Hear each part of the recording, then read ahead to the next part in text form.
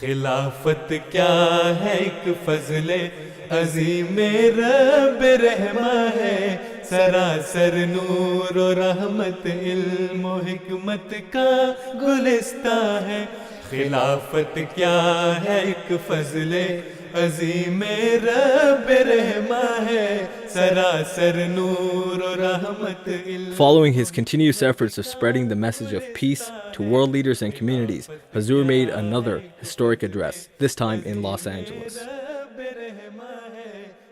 On May 11, 2013, Hazrat Khalifatul Masih V, accompanied by a police escort from Bethel Hamid Mosque in Chino, California, traveled 45 miles west to the heart of Los Angeles to the prestigious Montage Hotel in Beverly Hills, a venue famous for hosting heads of state and high political officials.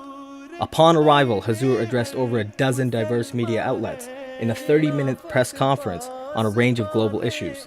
He then participated in a group meeting with the prominent political officials, which included California Lieutenant Governor Gavin Newsom, Los Angeles Mayor-elect Eric Garcetti, and 4 other members of the U.S. Congress.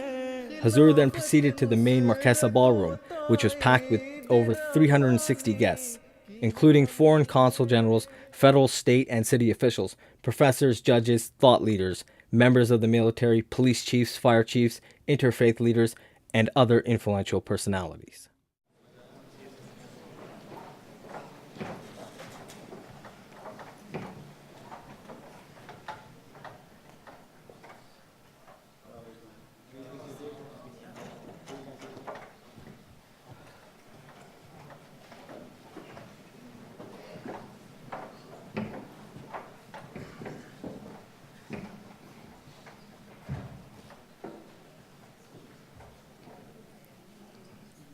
Ladies and gentlemen, please be seated. Assalamu alaikum. May peace be on you. We start our proceedings with the recitation of the Holy Quran with translation by Imam Azhar Hanif.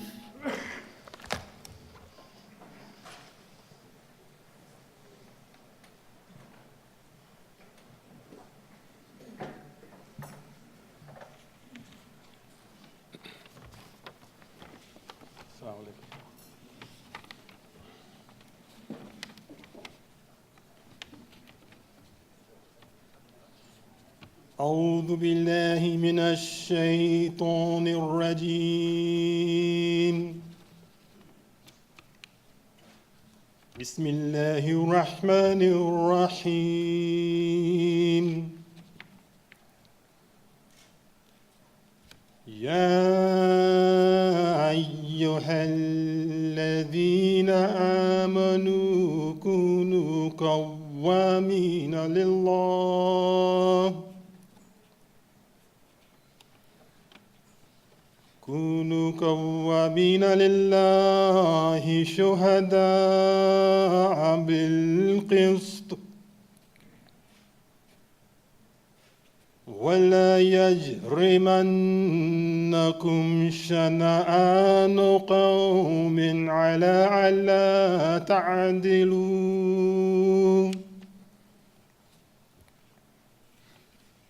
اعدلوا هو أقرب للتقوى واتقوا الله إن الله خبير بما تعملون وما أرسلناك إلا رحمة وما أرسلناك إلا رحمة للعالمين.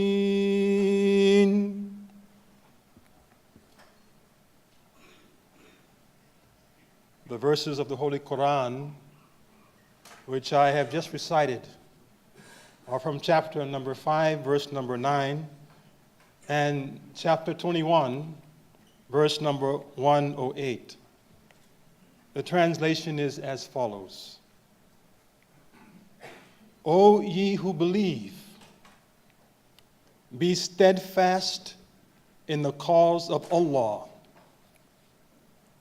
bearing witness in equity, and let not a people's enmity incite you to act otherwise than with justice. Be always just, that is nearer to righteousness, and fear Allah. Surely Allah is well aware of what you do. And we have not sent thee, O Prophet Muhammad, peace and blessings be upon him, but as a mercy for all peoples.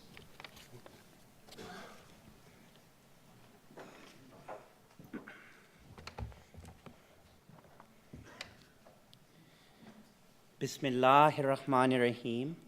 In the name of Allah, most gracious, ever merciful. Beloved Hazur, honored guests, ladies and gentlemen, on behalf of the Ahmadiyya Muslim Community USA, I'm honored to welcome all of you to this special reception with His Holiness, Hazrat Mirza Masroor Ahmad, the fifth successor to the founder of the Ahmadiyya Muslim community. His Holiness is a tireless champion of global peace. Last year, he made his first ever visit to Washington, D.C., where he gave a historic address at U.S. Capitol Hill on the subject of just relations between nations. His Holiness has recently corresponded with prominent world leaders in the Islamic world and the West, warning of the dire consequences of a nuclear war. His Holiness has also addressed the European Union Parliament in Brussels on overcoming the challenge of extremism. Today, our community has gathered to share His Holiness's wisdom to Southern California. We are honored to have among us a diverse array of leaders. Our guests today represent 19 countries, 32 cities, 27 universities, and 6 religious denominations. In this room today include members of the United States Congress, members of the California State Senate and Assembly, members of the Los Angeles City Council, mayors, police chiefs, fire chiefs, members of uniformed services, foreign consul generals, judges, interfaith leaders, NGO leaders, think tank leaders, professors, authors, and journalists. Indeed, the diversity of today's audience embodies the diversity of the great city of Los Angeles. Looking around the room, the message of the Ahmadiyya Muslim community is one that embraces all of humanity. Our community is perhaps the oldest active Muslim organization in the nation, having been established in 1920 and with the longest running American Muslim magazine, The Muslim Sunrise. Here on the West Coast, our community established a presence in the early 1970s and now has 4 Southern California chapters. Globally, our community is a dynamic, fast-growing international revival movement within Islam. Founded in 1889, it now spans over 200 countries, with membership exceeding tens of millions. A unique feature of our community, which is also the driving force behind our worldwide efforts towards peace, is khilafat, or spiritual successorship. His Holiness is spiritual leader and guide to tens of millions of people around the world, and his directives are aimed at fostering absolute justice, human welfare, and social harmony. Under the leadership of its spiritual successors, our community has now built over 15,000 mosques, 500 schools, and 30 hospitals, and has translated the Holy Quran into 70 languages. It propagates the true teachings of Islam and a message of peace and tolerance through a 24-hour satellite television channel, MTA, the internet, alislam.org, and print, Islam International Publications. The community also founded an independent disaster relief and development NGO named Humanity First, which has sent volunteers to help in all major disasters in the United States for more than a decade, including Hurricane Sandy last year. Finally, the community has successfully collected more than 25,000 bags of blood as part of its national Muslims for Life annual blood drive campaign to honor the victims of the attacks of September 11th. We truly hope you enjoy today's program. And with that introduction, I now invite California Lieutenant Governor Gavin Newsom to welcome us.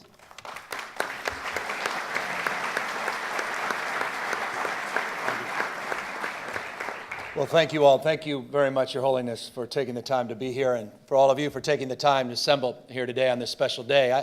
I think just reflecting on the world we're living in briefly, I think most of us would acknowledge that all around the world, nations and people have certainly been torn apart because of racial and religious and ethnic controversies that have fueled, in many cases, fanaticism and terror. Yet here we are in Los Angeles, the most diverse city in the most diverse state, California, in the world's most diverse democracy, America. And I have long believed, and I hope many of you would agree with me, that the world looks to us to see that it's possible to live together, to advance together, and prosper together across every conceivable and imaginable difference. I mean, we're a state at our best of dreamers, a state, Your Holiness, of doers, a state of entrepreneurs, of innovators that have long prided ourselves on being on the leading and cutting edge of new ideas. But at the end of the day, and if there's nothing you take back, Your Holiness, than this is a state that doesn't tolerate its diversity. It truly celebrates its diversity, unites around the things that bind us together. I was reflecting when I had opportunity to learn more, Your Holiness, about your service, particularly about your contribution to the people of Ghana in the late 1970s and early 80s. And it reminded me of something remarkable that happened here in our great state a few years ago in Death Valley. You may even recall this. In the winter of 2004, there were 7 inches of rain that fell on Death Valley. A few months later, the spring of 2005, the entire valley was carpeted with flowers. And it was just a reminder that Death Valley wasn't dead, it was dormant. It was waiting for the seeds of possibility to be sown. And I think about, Your Holiness, the extraordinary work you did in Ghana, particularly in their agricultural commitment, bringing wheat to the people of Ghana. It had never been done in the history of that country. You sowed the seeds of possibility, and it's a reminder to all of us as we deal with the issue of ignorance and poverty and disease, as you have committed your life to, that when the right conditions come along, success is irreversible. It's inevitable. Success simply will find its way. So I want to thank you for your constancy, your faith, your devotion to the cause of peace and poverty eradication, to your extraordinary humanitarian work around the world. And I want to thank you in closing for this, perhaps more than anything else, for reminding us, Your Holiness, that the world is way too small, our wisdom way too limited, and our life is way too short to win victories, fleeting victories at the expense of others. That our job is to triumph together. So I thank you, Your Holiness, for your time, and thank you for being here. And on behalf of the state, I wanted to present to you a small token of our appreciation on behalf of Governor Brown and to those statewide officials that are assembled here, and on behalf of all of us in California, recognize this day in your honor. Thank you, Your Holiness. Doctor?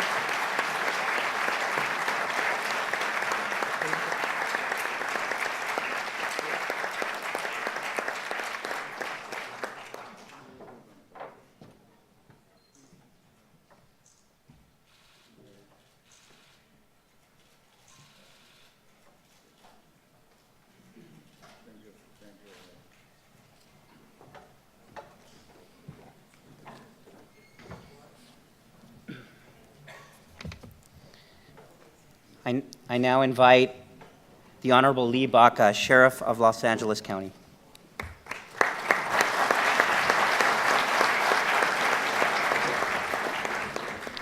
Thank you, and good afternoon, everyone. I am extremely grateful, Your Holiness, for the fact that you took time from your worldwide responsibilities to make a visit here in the great county and city of Los Angeles, where each and every one of us here now, the honorable elected officials, the consulates from various countries around the world, and men and women who have a keen interest from Los Angeles and San Bernardino counties, as well as the adjoining counties, north and south, east and west, with the exception of a few. But this is an opportunity for us here all together to reflect on what it means for us to have you visiting today.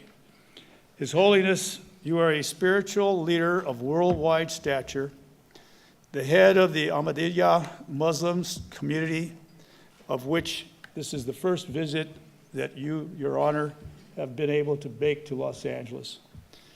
I'm very thankful for Dr. Asif Mahmood for all the work that he has done in teaching me about Pakistan. I have been there, as you know, 3 times, and as a result of those visits, I was able to understand what is meant by diplomacy in the work that you do. What is important about this trip is that it's no doubt that the United States, as a nation, cares about Pakistan. There's no doubt that everyone in this room cares about the significance of the religious societies that are within our great world. Therefore, to have someone as you come here and knowing that you've made a huge impact in all parts of the world, to the point where we are witnessing today that your presence can draw us all to you for the sake of wisdom and the circumstances that would lead to, as our Lieutenant Governor said in his speech, a greater and more peaceful and prosperous world. I am also thankful to Dr. Karim Ahmed, who many of us know, who was the force behind the energy and the wings beneath Dr. Mahmood's particular effort as well. And so therefore you have here in Los Angeles great friends who are the diaspora from Pakistan, who in turn have made themselves a force for good within the political structure as well as the social and business structure of Los Angeles County. What we believe is necessary is that 120 years ago, you represent a great reformer who's working in the East with the explanation and real true meaning of Islam. Mirza Ghulam Ahmad, who was the founder of the Ahmadiyya Muslims, could foresee the grave problems with wrong meanings of teachings of Islam and denounced the concept of violence and killings and came up with a strong argument for war with debates and arguments, not with guns, swords, and the bloodshed.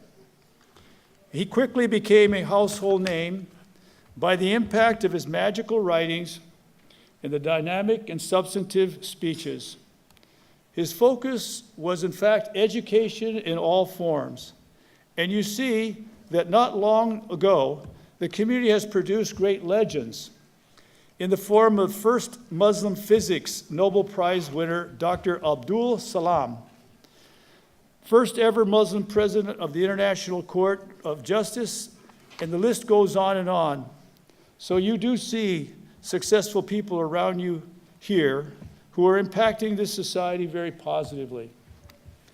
His Holiness, you provide leadership to the world in general and Muslims in particular, to guide them in the true principles of Islam, denouncing any forms of violence and terrorism, especially in the name of religion.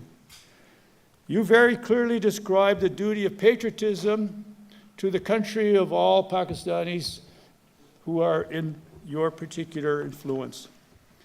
You have spent ample time in West Africa before being elected to be the Caliph and understand the issues that part of the world, in all parts of the world that you've been. You are the pioneer in growing wheat in the soil of Ghana, as mentioned by Lieutenant Governor. I myself do a lot of work to promote peace because, as we've spoken earlier, when Councilman Zine and I met you at Los Angeles Airport. As to the purpose of police diplomacy and how we can engage the dialogue within the structures of your particular points of peace and harmony among religions and cultures and races. And because of that, I owe a great debt of gratitude to the Pakistani American Society here in Los Angeles that has aggressively adopted America as their land to live. But their faith draws back to you, Your Holiness, and it's with your effort that I am so impressed with everyone here that understands the significance of you helping make the world a safer place. I will close with something that is on the vein of a spiritual thought, Your Holiness, and that is, if God were to ask, if one were to ask God regarding his wisdom, concerns, and purpose of the Muslim society, I have no doubt that God would say, you, Your Holiness, pleases him. Thank you so much for your great visit.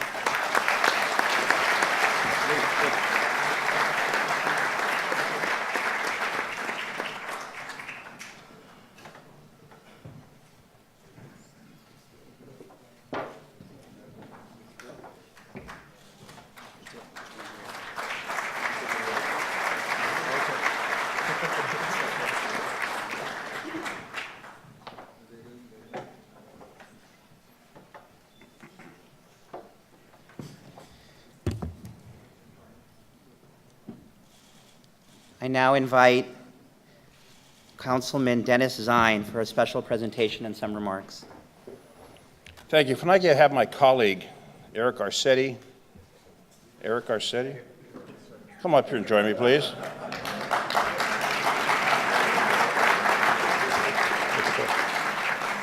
I had the honor last week to meet His Holiness at Los Angeles International Airport, and it was a warm greeting. And at that time, I wanted to express the appreciation of the people of Los Angeles welcoming to the City of the Angels. And I presented a proclamation on behalf of the people of Los Angeles. But I want to do something more than that. We talk about people visiting different jurisdictions and giving them a key to the city, a key that will open up all the doors, find where all the secrets are, find where everybody's at. A key to the city to have access to openness is what we believe in here in the City of the Angels, to have access and openness. And today, along with my colleague Eric Arcetti, as we serve on the council together to make that presentation. And I want to do that in respect for the people of the City of Los Angeles while we're here in Beverly Hills. And Your Holiness, what you've assembled, and I go to many events, you've assembled an incredible audience, you've assembled an incredible list of congressional representatives, state representatives, local representatives. You've got 3 chiefs of police that I can see in the audience from Long Beach, from Los Angeles. You've got the sheriff of the city of Los Angeles. I'm sure there's a chief here from Beverly Hills. I know there's Chief McSweeney from the LA County Sheriff's Department. You have brought together people, and that's what you believe in: peace, love, harmony, and bringing people together. You've been successful in doing that for this luncheon today to honor and show respect for you. And I also want to acknowledge the folks that helped put this together, the staff that have put this together, Dr. Asif Mahmood and also Kareem Ahmad, who have helped put this together, along with the incredible crew that has brought us all together for this memorable luncheon, this celebration in honor of you, for all the good work that you have done and you'll continue to do on behalf of the people, not only of Pakistan, of the world. And a couple comments from my colleague, and then we'll make the presentation. For all the events you go to, you will seldom see the golden key presented. Today you will see the golden key presented to you, Your Holiness. Thank you so much, Dennis. I shared my words upstairs, so I will keep them genuinely brief. I've seen 4 keys to the city given out in my 12 years as a city council member, and this is a very special honor indeed that is reserved for the most special of visitors. People often ask for the key to the city. If you live in the city, you cannot have one. You have to be from outside the city. And this key has been given to only a few, a Nobel Prize winner that I know of, a head of state, and it's most fitting that for you as representative of the Ahmadiyya community here that we give this to you today. God bless you, and thank you very much.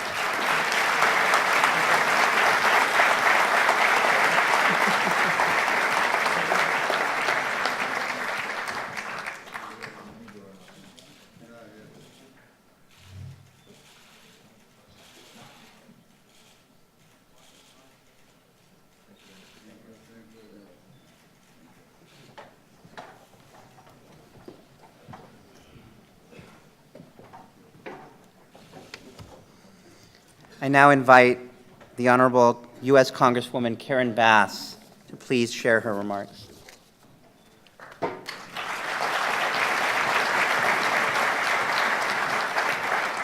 Thank you very much. Good afternoon, everyone.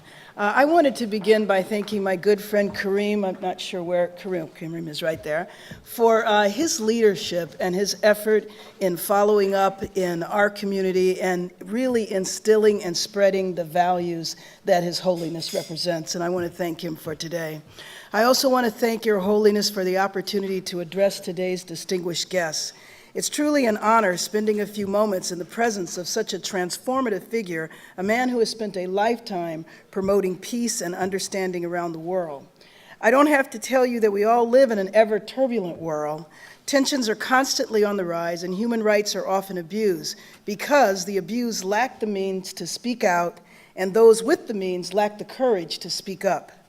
There are still too many wars, too much famine, and too many struggles for basic human rights that many of us take for granted. We aren't having the dialogues needed to foster understanding across religious and territorial lines in support of peace. This is why the work of Your Holiness is so needed in our world today. As both a member of the House Foreign Affairs Committee and the Subcommittee on Africa and Global Human Rights, I've had the privilege of traveling throughout the world and witnessing firsthand the limitations of government power when it comes to resolving conflicts and promoting stability. Government is doing great work around the world, but there are times when a much higher power is needed to show us the way forward to living in peace and prosperity for all. That higher power is represented by Your Holiness and your work helping to foresee every day to heal the world. I'm encouraged by your leadership in a worldwide campaign to convey the peaceful message of Islam and discourage the misinformation we sometimes hear. Your Holiness has not sat silently in the face of human rights abuses. You have led and passionately advocated for the establishment of universal human rights and helped to alleviate suffering in developing nations by helping to facilitate access to food for the hungry and clean water and electricity for those working to build a better life. I leave here today inspired by your vision, courage, humility, and dignity, and I hope to be a partner with you in the shared values for peace, understanding, and human rights for all. Thank you, Your Holiness, for all that you do, and it's an honor to have you today in Los Angeles. Thank you very much.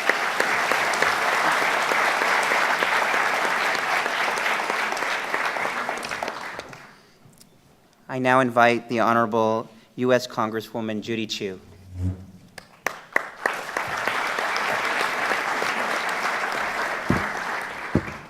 What an honor it is to welcome His Holiness Hazrat Mirza Masroor Ahmad to his first trip to the West Coast and to California. I was there in Washington, D.C. when His Holiness gave his message of peace. It was so powerful, and I know that your presence here will be just as electrifying. I am here because of the tenets of the Ahmadiyya Muslim community that bring people together in peace across the world, no matter their gender, nationality, or faith. And I thank Dr. Asif Mahmood and Dr. Kareem Ahmed for doing such a good job in reaching out to me and other elected officials to make sure that we would all come together at this moment. I am here because His Holiness preaches debate and communication. I am here because His Holiness calls for separation of religion and government.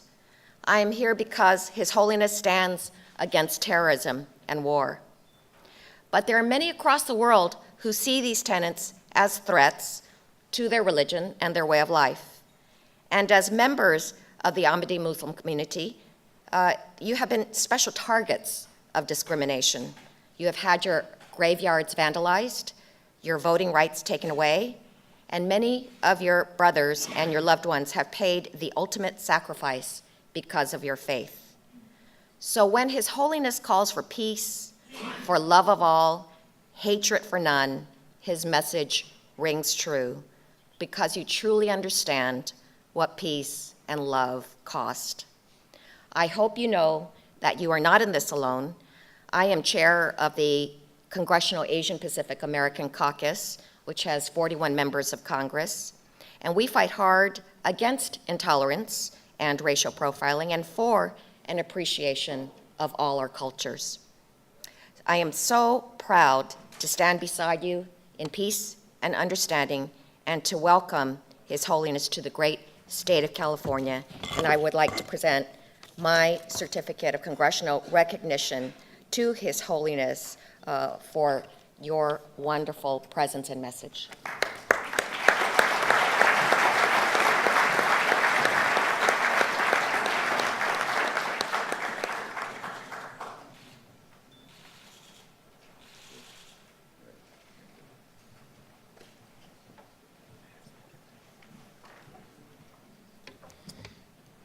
Thank you. I now invite U.S. Congresswoman Julia Brownley to share her remarks.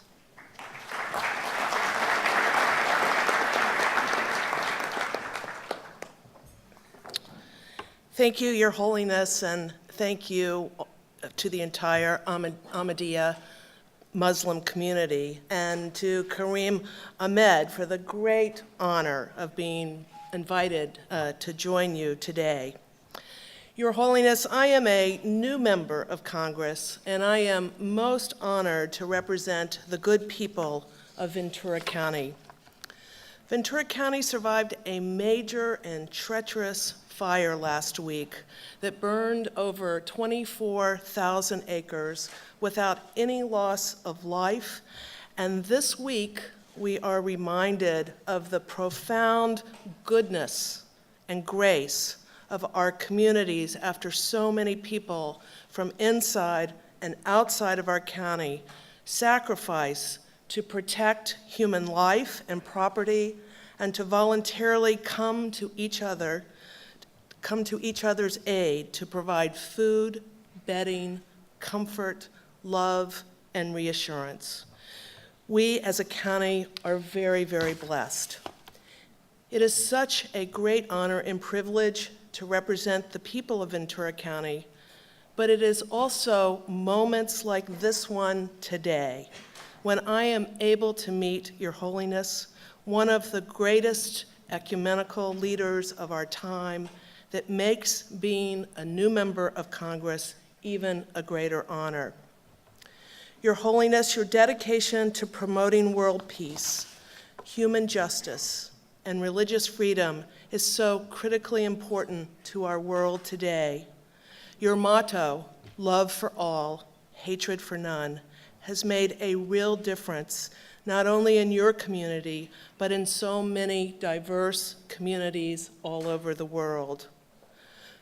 While we all firmly believe that church and state or religion and state must be separate, our world needs every politician and every religious leader to carry your motto and all of your peaceful messages in our hearts, in our minds, and in our souls. I want to thank Your Holiness for the difference you make in the lives of those you touch and for being a great interpreter of peace. Thank you again, profoundly, for reminding us again what the great possibilities are for a future where every human can live in peace. Thank you very much.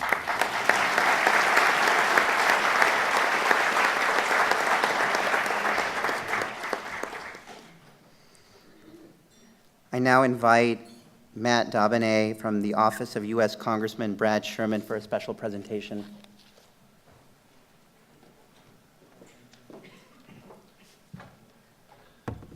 I'd also like to ask our State Controller, John Chang, if you'd come up with me and make this presentation as well.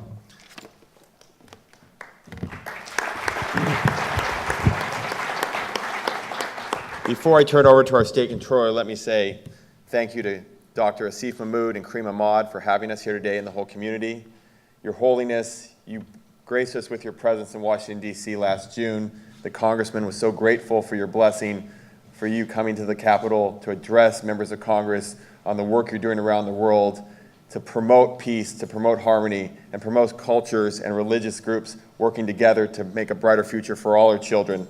So on behalf of Congressman Brad Sherman, who couldn't be here today, welcome to our city, welcome to our community. We thank you for your blessings. And on behalf of Congressman Brad Sherman, I want to present a very special congressional resolution along with my great friend, State Controller John Chung, if you'd like to say a few words as well. His Holiness, in a world that has witnessed too much hatred and ugliness, you are a pure sign of hope and inspiration. The peace that you bring to us, may it be a symbol of the promise of the world's citizenry, and I am so honored and delighted to join you this afternoon.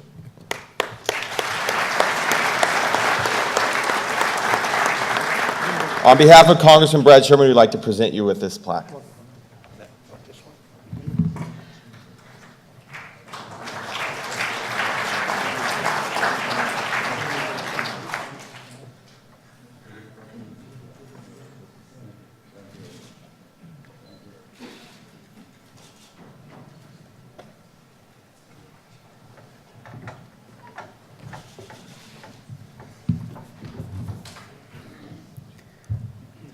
Thank you. I now invite Dr. Ahsanullah Zafar, the President of the Ahmadiyya Muslim Community USA, to introduce His Holiness.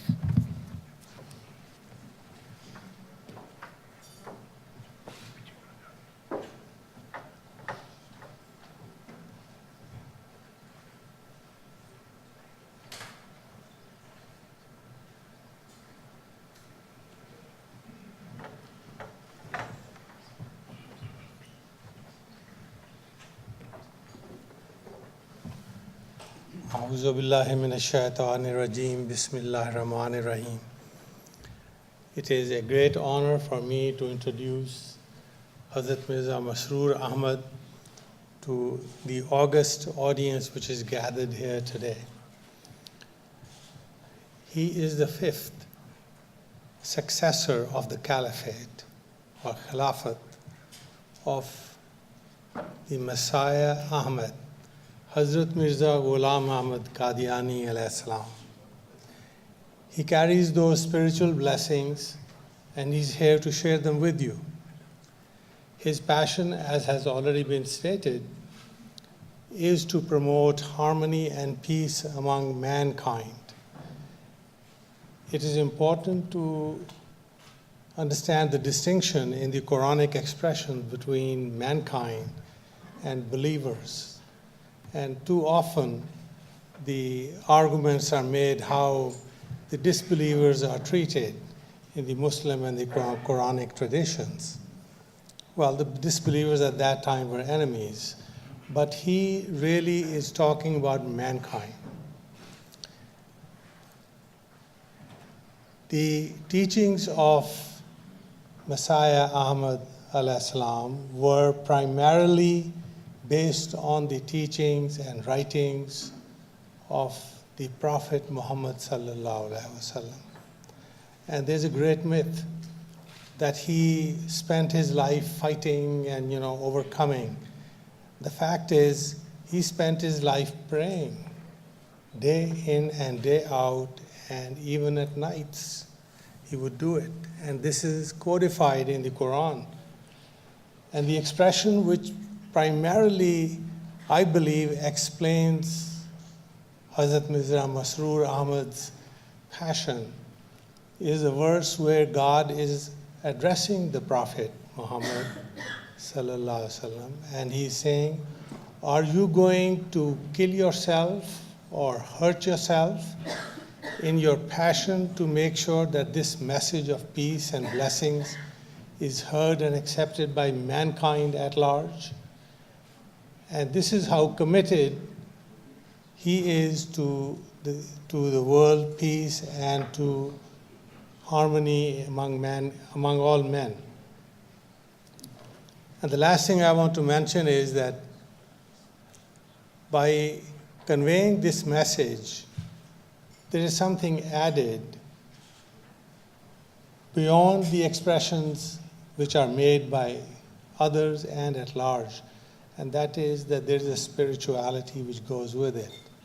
And the thing that this world needs more than anything else is that spiritual awakening which will help all the good things to happen. So with this, I will respectfully introduce Hazrat Mirza Masroor Ahmad Khalifatul Masih al-Khamis.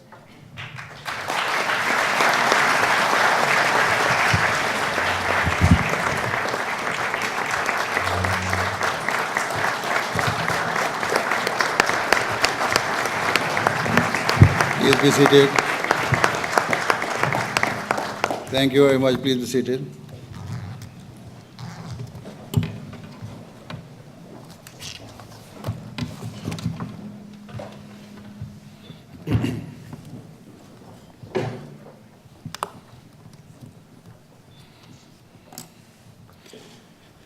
أعوذ بالله من الشيطان الرجيم بسم الله الرحمن الرحيم. All distinguished guests, Assalamu alaikum wa rahmatullahi wa barakatuhu. Peace and blessing of Allah be upon you all. First of all, I would like to thank all of our guests who have accepted our invitation to this event and who by coming have enlightened the occasion. I also thank all those honorable guests who have spoken and praised the community.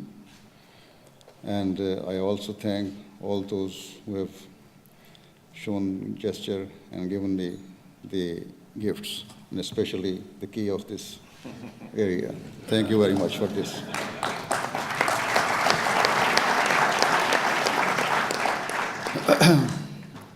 Your kind approach towards an Islamic religious organization is clearly demonstrated by your attendance and shows that you have a very tolerant attitude and a keen desire to learn about Islam. With these few words, I would like to turn towards an issue of great importance and of which there is an urgent need to deliberate and talk about in today's world. What I wish to discuss is something that has created Islamophobia in the Western and non-Muslim world. There can be no doubt that this state of fear and anxiety has been fueled by the acts of certain so-called Muslims or so-called Muslim groups. However, there is also no doubt that the acts of terrorism or extremism they perpetrate have nothing whatsoever to do with the true teachings of Islam. The very meaning of Islam is peace, security, and giving a guarantee of protection against all forms of harm and evil. Indeed, the Holy Quran declares that this is the teaching that every single prophet of God taught. Islam requires Muslims to abide by its teachings. And fundamental amongst them is that they must not only fulfill the rights owed to God Almighty, but just as importantly, they must also fulfill the rights owed to God's creation. The Quran has shined a bright light on the beauty of the teachings of all prophets by making it clear that they all drew mankind's attention to fulfilling the rights owed both to God and to His creation. How then could it be possible that on the one hand, God has praised the qualities of all religions for urging mankind to fulfill the rights of God and of man. Yet, on the other hand, God could enjoin the Holy Prophet Muhammad, peace and blessing of Allah be upon him, upon whom the great book was revealed, to not establish peace and security in the world. How could it be possible that they were instructed to cause destruction and to destroy the peace and security of the world? Certainly, no wise person could ever accept this. True justice and fairness requires that rather than judging Islam in a prejudiced manner or by making false assumptions based on hearsay, a person should study the religion and try to develop an understanding of its teachings before criticizing it and its founder. An informed decision about any issue can only be made once a person has studied its teachings in depth and strived to learn the truth. The truth or reality of any faith can only be learned from those who are practicing or striving to follow its true and authentic teachings. Today, it is the Ahmadiyya Muslim community which claims to follow the original and true teachings of Islam and is spreading it. Upon hearing this, you may question how Ahmadis can claim that they alone understand the true teaching of Islam, given that a large portion of Muslims and Islamic clergy do not even consider Ahmadis to be Muslim. To answer this question, firstly, and as I have already said, the Quran has clearly stated that Islam is a religion of peace and that has nothing to do with terrorism or extremism. And secondly, in a grand prophecy made by the Holy Prophet, Muhammad, peace and blessing of Allah be upon him, he said that as had happened with all previous religions, a time would come when the state of Muslims would become ruined and corrupted. The Muslim scholars would spread false doctrines and ideologies, and there would be great division and conflict within the Muslim world. Whilst the Holy Quran would remain preserved in its original state, false commentaries and interpretations would be made which would lead Muslims away from its true teachings. According to the prophecy, when such a desperate state of affairs came to pass, God Almighty would send a person as the promised Messiah in Imam Mahdi to rejuvenate Islam. He would clarify the correct meanings of the Quran and would inform the world of the true Islam practiced by the Holy Prophet, peace and blessing of Allah be upon him, and his rightly guided successor 1,400 years ago. The promised Messiah would guide the world towards living together in love, peace, and harmony, and would foster a spirit of mutual understanding and reconciliation. The promised Messiah would do all of this in light of the shining example of the Holy Prophet Muhammad, peace and blessing of Allah be upon him, and the true teachings of the Quran. Furthermore, the promised Messiah would bring an end to all forms of religious warfare. We Ahmadi Muslims believe that the founder of the Ahmadiyya Muslim Jamaat, Hazrat Mirza Ahmad of Qadian, is that promised person foretold by the Holy Prophet Muhammad, peace and blessing of Allah be upon him. We believe he came as a beacon of light to convey the true and luminous teachings of Islam to the entire world. With these words of introduction, I shall now briefly present some examples of the beautiful and peaceful characteristics of Islam. Before I give specific examples, I should mention that the person who followed the teachings of the Quran to the greatest extent possible was the Holy Prophet Muhammad, peace and blessing of Allah be upon him.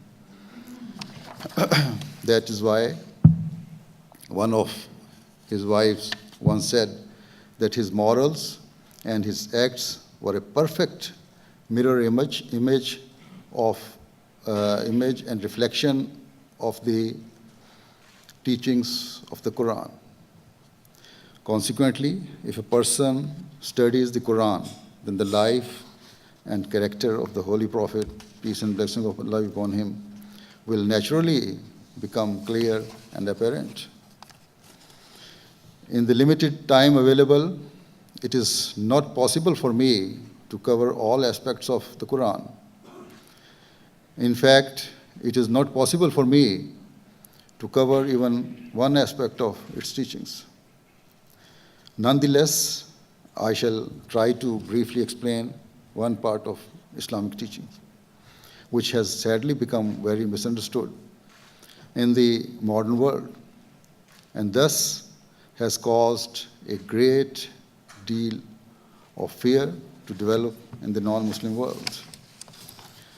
I refer to the teachings of the Quran and the Holy Prophet, peace and blessing of Allah upon him, in relation to establishing peace in the world.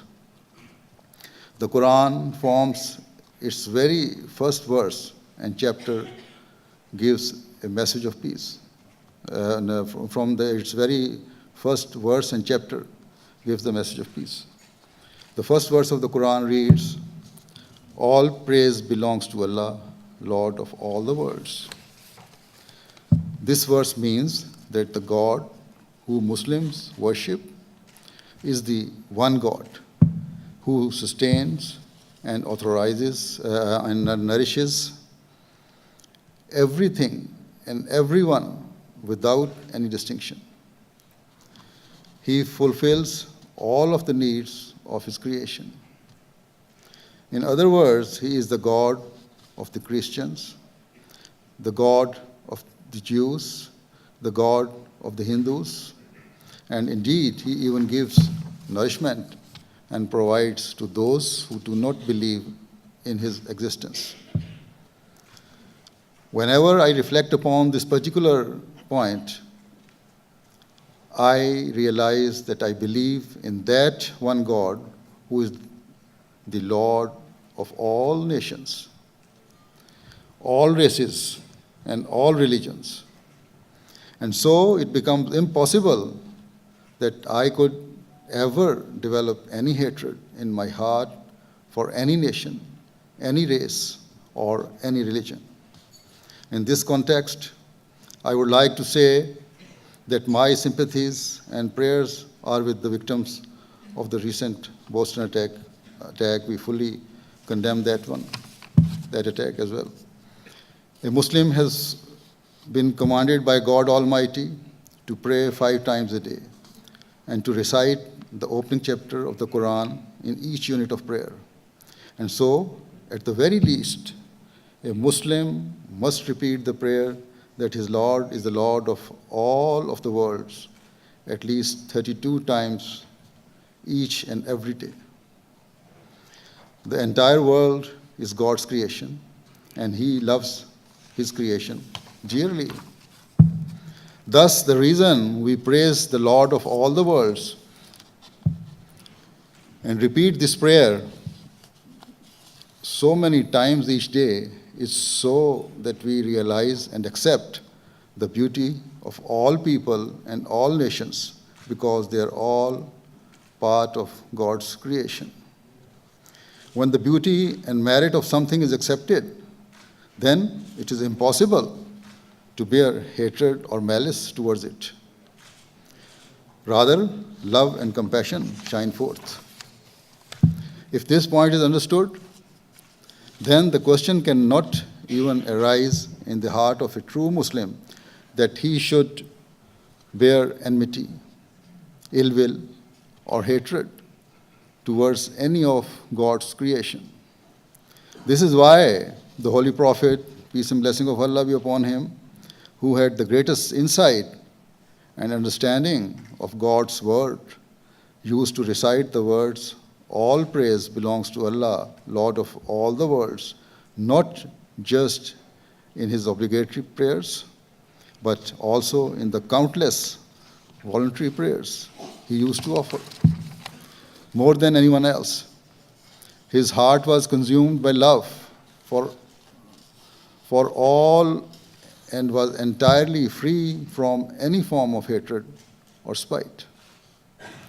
The Holy Prophet, peace and blessing of Allah be upon him, had love for all of God's creation, but most particularly for mankind, because humans have been deemed to be the best of God's creation. Human beings have been given wisdom to differentiate between right and wrong. And so there is reward for goodness and punishment for wrongdoing. Due to the infinite love God instilled in the heart of the Holy Prophet, peace and blessing of Allah be upon him, for all people, he used to feel great anguish and despair for the state of mankind. He was constantly overwhelmed by a concern that due to wrongdoing, a large number of people were at grave risk of incurring the wrath of God and his chastisement. The Holy Prophet, peace and blessing of Allah be upon him, used to spend night upon night beseeching his Lord and praying that those who had forgotten God become guided to the right path. He used to feel this burden with such intensity that Allah, the Almighty, has said in the Quran that the Holy Prophet would grieve himself to that due to his anguish for mankind. The Holy Prophet, peace and blessing of Allah be upon him, was held captive and enslaved in his heartfelt distress and desire to save the people of the world from destruction. And so it is a cause of great injustice that many people today try to stain his blessed character by saying that, God forbid, he brought teachings of cruelty, oppression, and injustice. Today, when we, the Ahmadiyya Muslim Jamaat, raise the slogan of love for all and hatred for none as a means to establish global peace, we do so directly in fulfillment of the teachings of the Holy Quran and the practice of the Holy Prophet, peace and blessing of Allah be upon him. The Holy Prophet, peace and blessing of Allah be upon him, was so consumed by his desire to serve humanity and to fulfill the rights of mankind that throughout his life he stood ever ready for this cause. Even after becoming a prophet of God, which was a huge responsibility and the greatest task imaginable, he said that if any person, whether Muslim or non-Muslim, called him at any time for the mission of serving humanity, then he would most certainly join them in their effort to serve mankind. This was his example, whereby, irrespective of religion, if a person was in any kind of need or came from a deprived segment of society, he deemed it essential to come forward to help and assist him. Despite his great status as Islam's founder and a prophet of God, he deemed it of utmost importance to work towards this pious objective with non-Muslims. The question may well arise in some people's mind that if the Holy Prophet, peace and blessing of Allah be upon him, was filled with so much love for humanity, then why is his name associated with warfare? Why did he take part in some wars, and why did he send some armies into battle? To answer this question, we must assess whether an entirely pacifistic attitude whereby war in all circumstances is wrong is a correct doctrine, or alternatively, whether in extreme circumstances fighting may be permitted. And if in certain circumstances it is permissible, then what are the required conditions and to what extent is war allowed? What does Islam teach us about this? As I explained earlier, when a Muslim praises the Lord of all the worlds, the beauty of God's creation comes before him, and he is compelled to praise and be attracted to it. When this beauty is acknowledged, one cannot harbor any ill will or malice towards God's creation. However, there will always be some people who do not act upon this teaching and who are determined to spread disorder in society and wider world. Islam has given very clear and detailed guidance about how to reform such people so that global peace and harmony can be maintained. Allah the Almighty says in the Quran, "Had not Allah repelled some men by others, the earth would indeed be full of mischief. But Allah is Lord of grace to all peoples." If we ponder the meaning of this, we see that peace is undoubtedly the best state of affairs, and so Allah has naturally instilled its attraction inside the human mind. However, sometimes man goes against his natural tendencies and inclinations. His greed, envy, selfish interests, and hatred overpowers him and incite him to such an extent that he no longer has any concern for the rights of others. As a result, disorder develops in society, in a country, and in the wider world. Such people move far away from peace. It becomes their objective to suppress and violate the freedoms that society holds dear. They attack basic human rights, such as freedom of conscience and freedom of thought, by using force and severity. Indeed, such people also target religious freedom and seek to suppress it. It was when such subjugating circumstances arose that Allah granted permission to the early Muslims to respond to force with force. This permission was granted only as a means to stop disorder, to stop cruelty, and establish peace and harmony. Allah has said in the Quran that He bestows His grace and blessings on all of the worlds.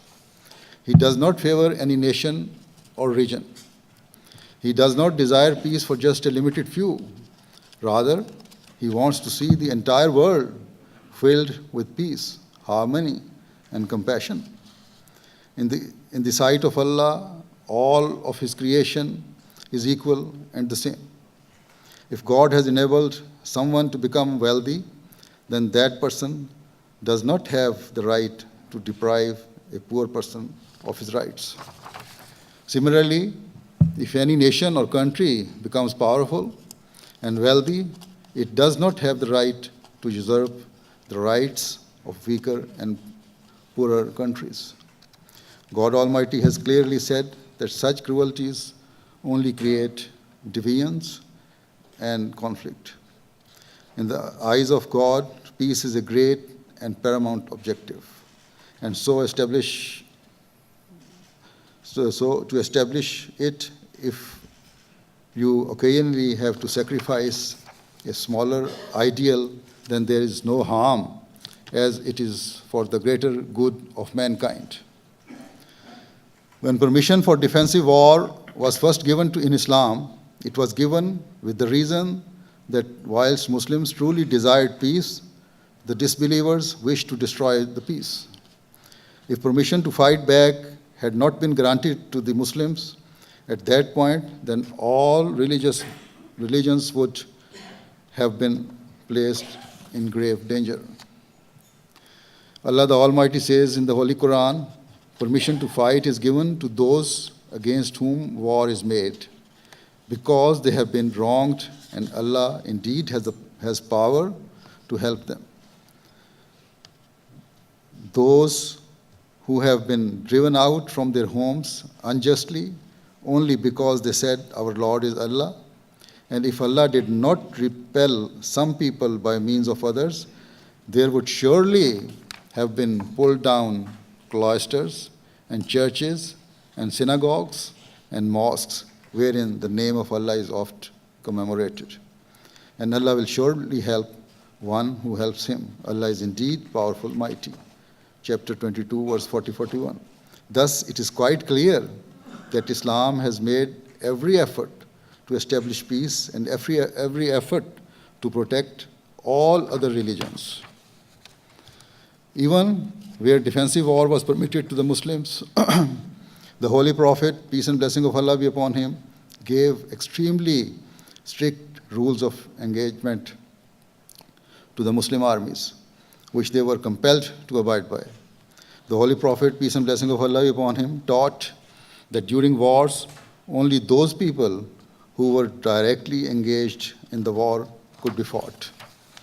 He gave strict instructions that no innocent person was ever to be attacked.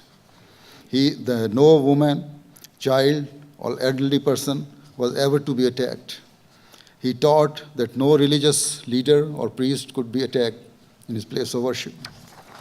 The Holy Prophet, peace and blessing of Allah upon him, further taught that no person could be forced or compelled to convert to Islam.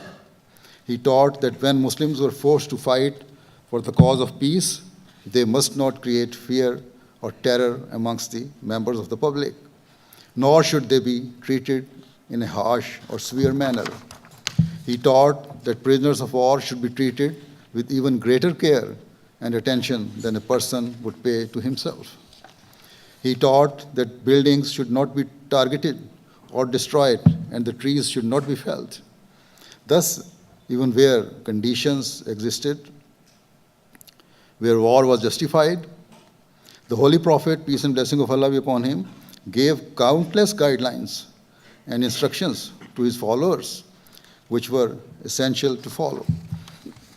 I have only mentioned very few.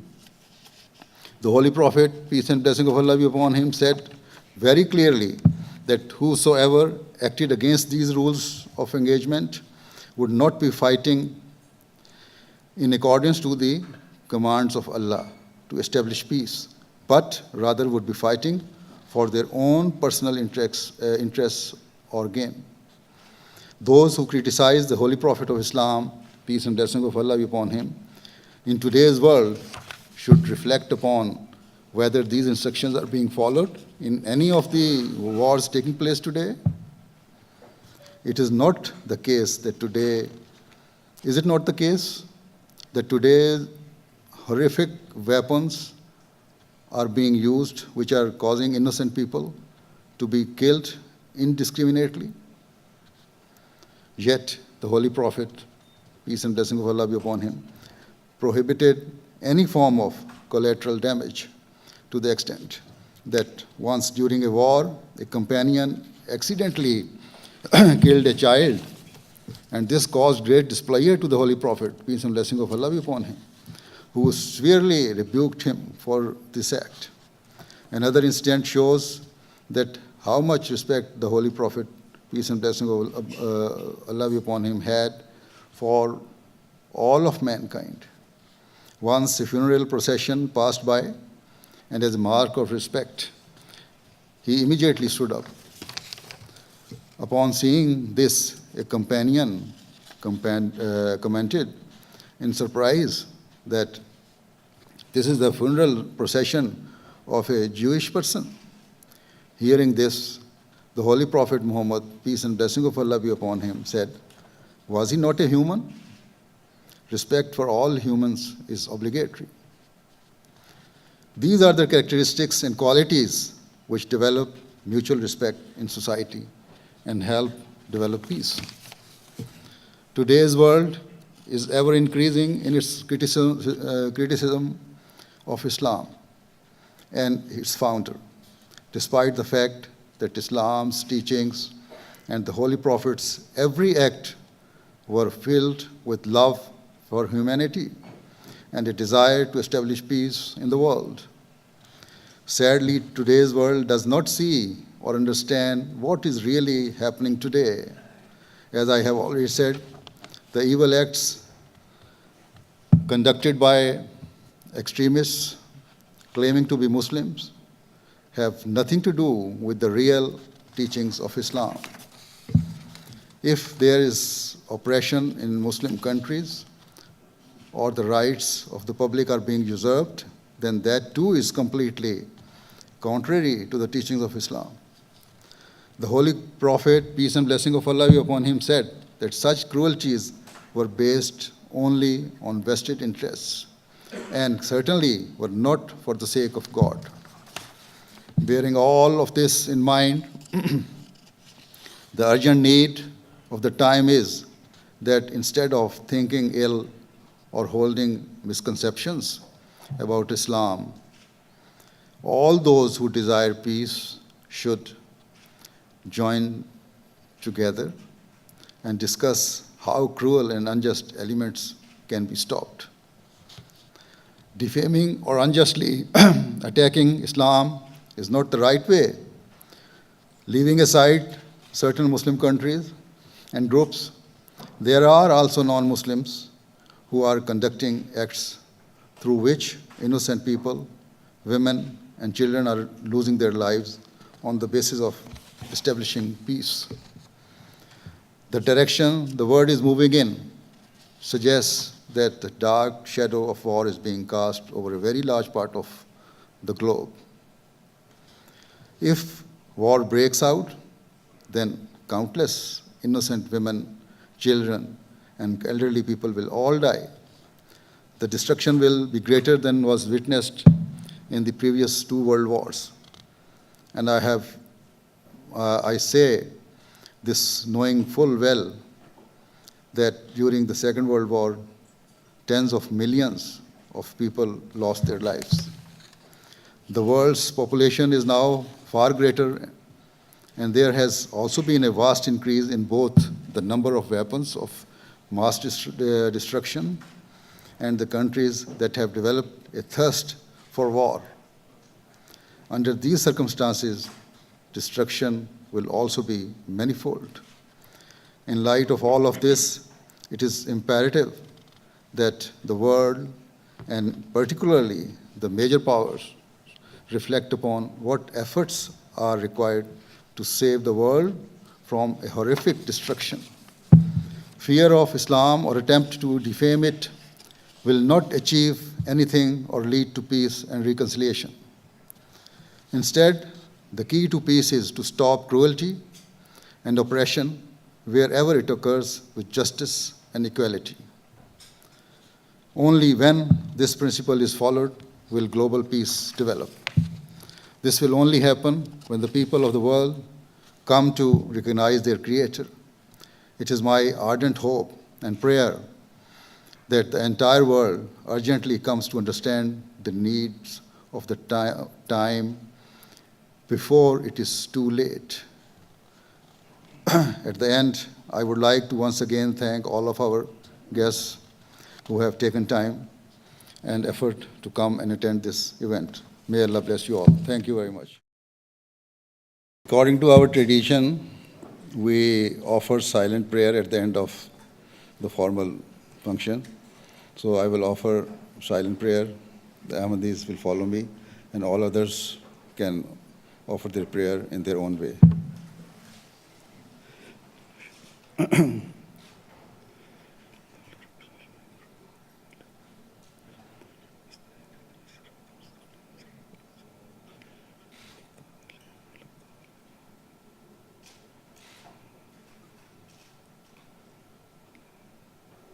Ameen.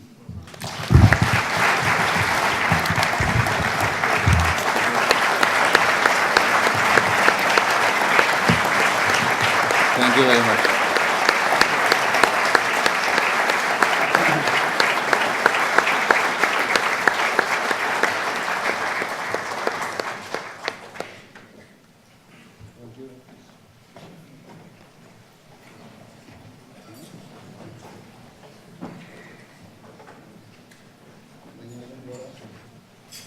Ladies and gentlemen, As you're enjoying your lunch, I would like to announce that His Holiness will be available after lunch to meet with guests on my left.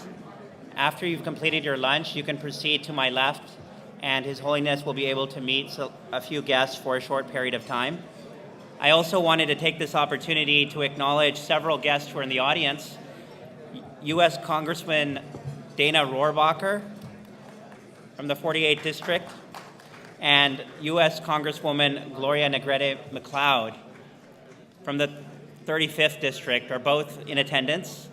We also have several California Assembly members, Anthony Rendon and Ed Chow and Adrian Nazarian. And we have from the California State Senate, Kern Price.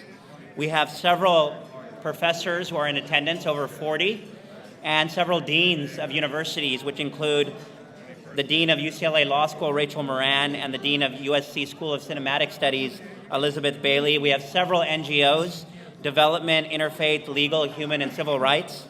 And finally, we have many consulates in attendance from Indonesia, Guinea, Sri Lanka, Peru, Botswana, Burkina Faso, Egypt, Philippines, Switzerland, and Belgium. And as I mentioned, we have many members of the law enforcement here, particularly wanted to acknowledge the San Bernardino County Sheriff, Jim McDonald, as well, in addition to the Chiefs of Police in Pasadena and Long Beach. Thank you very much.